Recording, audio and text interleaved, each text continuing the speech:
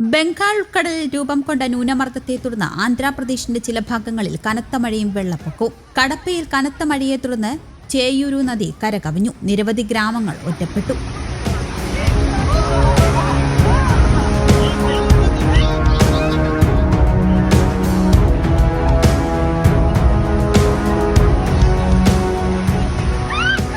തിരുപ്പതിയിൽ പ്രളയ സമാന സാഹചര്യമായിരുന്നുവെങ്കിലും മഴ കുറഞ്ഞതോടെ സാഹചര്യം മെച്ചപ്പെട്ടിട്ടുണ്ട്. മഴ കുറഞ്ഞതിനെ തുടർന്ന് തിരുപ്പതി തിരുമല ക്ഷേത്രത്തിന് സമീപത്തെ ഒരു റോഡിലൂടെയുള്ള ഗതാഗതം ഭാഗികമായി പുനഃസ്ഥാപിച്ചു. തിരുപ്പതിയിൽ കനത്ത മഴയെ തുടർന്ന് നിരവധി ഭക്തർ ക്ഷേത്രത്തിൽ കുടുങ്ങിയിരുന്നു. മണ്ണിടിച്ചിൽ സാധ്യത മുൻനിർത്തിയാണ് അധികൃതർ ശ്രീ വെങ്കടേശ്വര ക്ഷേത്രത്തിലേക്കുള്ള റോഡുകൾ അടച്ചത്. കനത്ത മഴയെ തുടർന്ന് വിമാനങ്ങളും വഴിതിരിച്ചുവിട്ടിരുന്നു. മഴ കുറഞ്ഞതിനെ തുടർന്നാണ് നേരത്തെ അടച്ച 2 റോഡുകളിലൊന്ന് തുറന്നത്.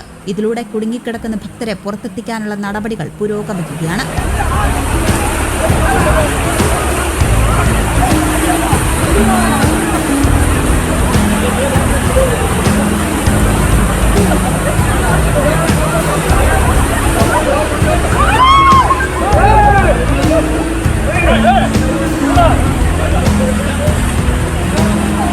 തിരുപ്പതി, കടപ്പ, ചിറ്റൂർ മേഖലകളിൽ മഴ തുടരുന്നുണ്ടെങ്കിലും ന്യൂനമർദ്ദം കരതൊട്ടതിനാൽ തീവ്ര മഴയില്ല. കടപ്പ ജില്ലയിൽ ചേയൂരു നദി കരകവിഞ്ഞൊഴുകിയതിനെ തുടർന്ന് നിരവധി ഗ്രാമങ്ങൾ ഒറ്റപ്പെട്ടു. പല ഗ്രാമങ്ങളിലും വീടുകളിൽ വെള്ളം കയറി. വാഹനങ്ങളും വളർത്തുമൃഗങ്ങളും ഒഴുകിപ്പോകുന്നതിന്റെ ദൃശ്യങ്ങൾ സമൂഹമാധ്യമങ്ങളിൽ പലരും പങ്കുവച്ചിരുന്നു. അനന്തപൂർ, കടപ്പ ജില്ലകളിൽ വെള്ളിയാഴ്ചയും കനത്ത മഴയ്ക്ക് സാധ്യതയുണ്ടെന്നാണ് കാലാവസ്ഥാ നിരീക്ഷണ കേന്ദ്രം നൽകുന്ന മുന്നറിയിപ്പ്.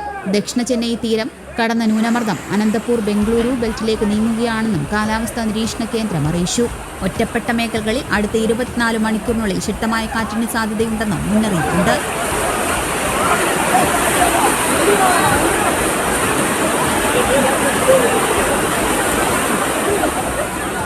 News desk, Kerala Kaumudi.